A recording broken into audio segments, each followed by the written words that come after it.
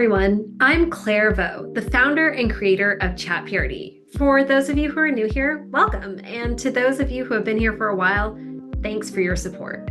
I'm really excited about this video because I'm going to share a lesson with you that dramatically improves your ability to get buy-in from collaborators. First, I'll talk about why it's important to get buy-in, especially as a product manager. Then I'll share my secret way to always getting the buy-in you're looking for, because you never want to be in a situation where you pour blood, sweat, and tears into an idea to only get it rejected. So let's dive in.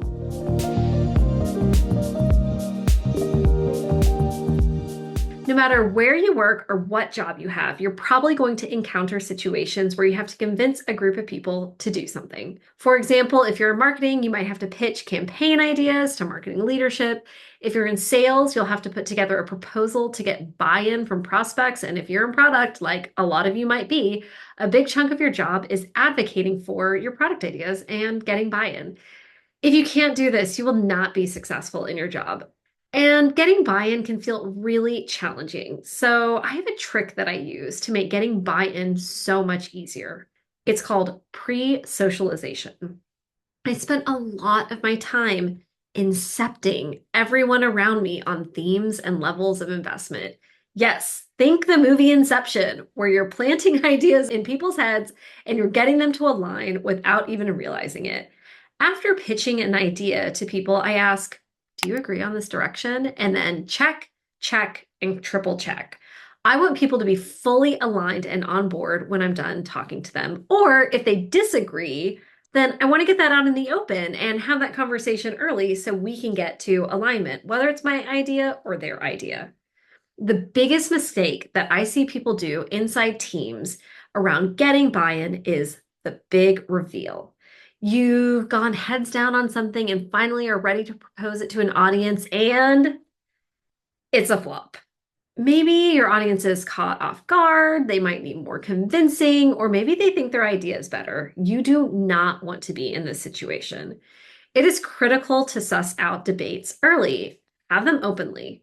And I expect people to invite inspection when change is easier, which means that you have to invite inspection much earlier in the process. I regularly use this basic formula for pre-socialization. First, I start with a story. Something like, did you hear about this customer and what they wanted?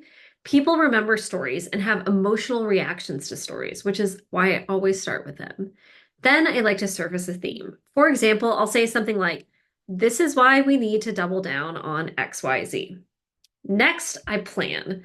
So whatever time period I have, I'm asking my team to really sprint on these projects and work on these themes. Then it's time to define the outcome. I want to be able to say, I think we'll be able to achieve XYZ with a reasonable amount of confidence. So that has to be done first before I can pre-socialize. So I'm in this conversation, I say, hey, do you remember that story? And then I say the theme. This is why I think this is important. And then I know the work's happened. So I go, I really think we'll be able to fix it by ABC because the work's already in flight. And then lastly, I'll ask folks, do you agree?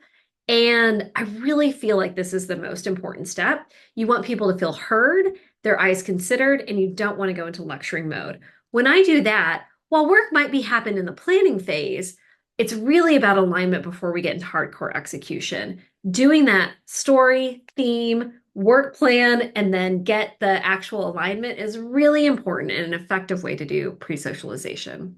One last thing I want to call out that's super important. This is not just an exercise in managing up. You should do this at all hands. They should happen in team meetings. They should happen in little hallway combos or slacks or huddles. You want to do this with your whole team so everybody is bought in on the direction that you're going.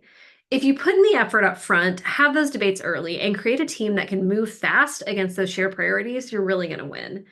And remember, people change their minds or they forget, so keep socializing your idea until it's done so people are aligned, not surprised, and excited when you finally execute.